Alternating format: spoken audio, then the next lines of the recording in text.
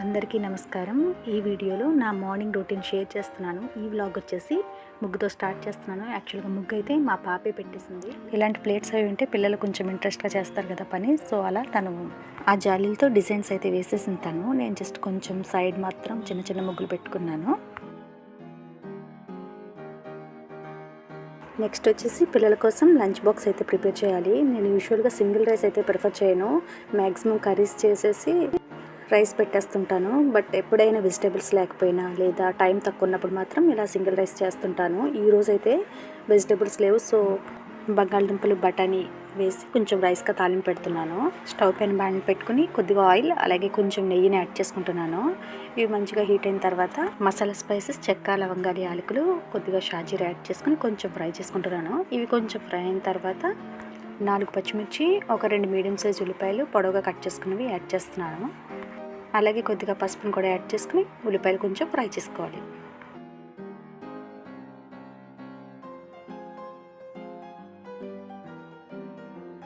ఉల్లిపాయలు కొంచెం ఫ్రై అయిన తర్వాత కట్ చేసి పెట్టుకున్న బంగాళదుంప ముక్కలను యాడ్ చేస్తున్నాను. అలాగే నానబెట్టి పెట్టుకున్న శనగలు బఠానీలను యాడ్ చేస్తున్నాను. నేను వీటిని నైట్ నానబెట్టి పెట్టుకున్నాను. వెజిటేబుల్స్ ఏమి లేకుండా మనం సింగిల్ రైస్ చేసేటప్పుడు ఇలా కొద్దిగా శనగలు అవి యాడ్ చేసుకుంటే కొంచెం ప్రోటీన్ వెళ్తుంది అన్నట్టుగా నేను ఇవి యాడ్ చేస్తుంటాను. వీటిని కొద్దిగా ఫ్రై చేసుకున్న తర్వాత 1 టీ స్పూన్ వరకు కారం, అలాగే టేస్ట్కి సరిపడిన ఉప్పు, అల్లం వెల్లుల్లి ధనియాలు జీలకర్ర కలిపి చేసుకున్న పేస్ట్ని నేను ఇక్కడ 2 టేబుల్ స్పూన్స్ వరకు యాడ్ చేస్తున్నాను.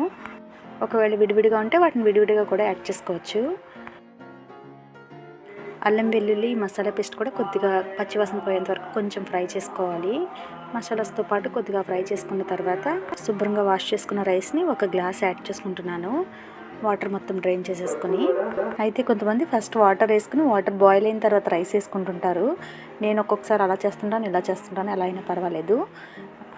రైస్ని కూడా ఒక 2-3 నిమిషాల పాటు ఫ్రై చేసుకున్న తర్వాత 1 గ్లాస్ రైస్కి 2 గ్లాసుల వాటర్ని యాడ్ చేసుకుంటున్నాను. అయితే మనం వాటర్ అనేది రైస్ని బట్టి యాడ్ చేసుకోవాలి. నా రైస్కి 1:2 రేషియో వాటర్ అయితే పడుతుంది. సో అలా యాడ్ చేసుకున్నాను.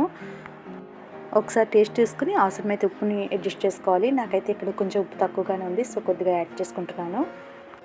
మూత పెట్టుకుని మీడియం ఫ్లేమ్లో కుక్ చేసుకోవాలి. మధ్య మధ్యలో చూసుకుంటూ కుక్ చేసుకోవాలి.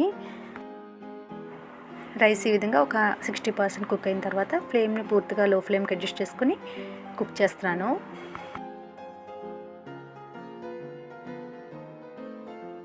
వాటర్ పూర్తిగా ఇంకి రైస్ అంతా మంచిగా కుక్ అయిన తర్వాత స్టవ్ ఆఫ్ చేసేసుకుంటున్నాను.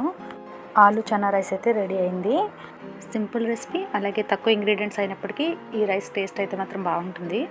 దీనికి కాంబినేషన్గా ఇక కర్రీస్ అవి ఏం చేయలేదు కాబట్టి నేను జస్ట్ ఎగ్స్ని మాత్రం బాయిల్ చేసుకుని వీడియోలో చూపిస్తున్న విధంగా కట్ చేసుకుని ఆయిల్లో కొద్దిగా పసుపు, ఉప్పు, కారం మాత్రం యాడ్ చేసుకుని ఫ్రై చేసుకుంటున్నాను.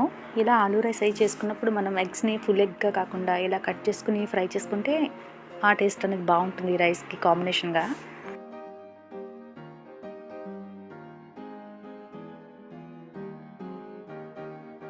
ఎగ్ పీసెస్ని 2 వైపులా టర్న్ చేసుకుంటూ మీడియం ఫ్లేమ్లో మంచిగా ఫ్రై చేసేసుకుని తీసుకున్నాను.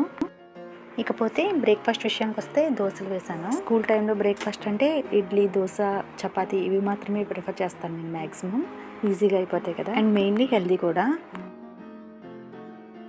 ఫైనల్లీ లంచ్ బాక్సెస్ అయితే ప్యాక్ చేస్తున్నాను. ఇదండి నా మార్నింగ్ కుకింగ్ బ్లాగ్. పిల్లల లంచ్ బాక్స్ వరకు, తర్వాత మిగిలిన చూసుకోవాలి. అండ్ వీడియో నచ్చితే తప్పకుండా లైక్ చేయండి. నేను చేసిన ఫస్ట్ కుకింగ్ బ్లాగ్ ఇది. ఎప్పుడూ రెసిపీస్ చూపించడం తప్ప బ్లాగ్స్కి అయితే చేయలేదు. ఇలాంటి డైలీ రొటీన్ కుకింగ్, క్లీనింగ్ లాంటి హోమ్ మేకర్ బ్లాగ్స్ కావాలంటే తప్పకుండా లైక్ చేయండి, కామెంట్ చేయండి, సబ్స్క్రైబ్ చేయడం మాత్రం మర్చిపోవద్దు. స్నాక్స్ వచ్చేసి ఇంట్లో మిక్సర్ ఏదో ఉంటే అవి మాత్రం పెట్టాను. యాక్చువల్గా హెల్తీ స్నాక్స్ పెట్టాలి, బట్ ఇంట్లో ఇవి ఉన్నాయని ఈ రోజుకి ఇవి పెట్టేశాను. ఈ వీడియోని ఇక్కడికి ఎండ్ చేస్తున్నాను. Thank you for watching.